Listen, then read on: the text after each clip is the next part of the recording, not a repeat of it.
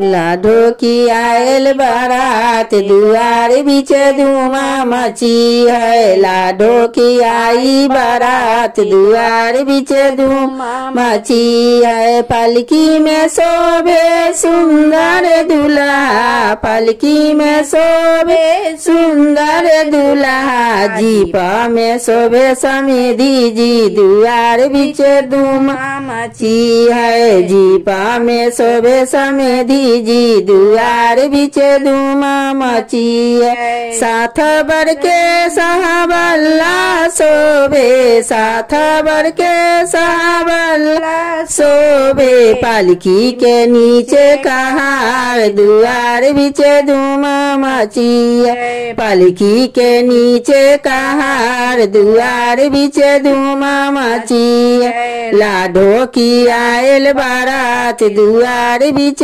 धुमा मची है। लाडो की आयल बारात दुआर बीच धुमा मची।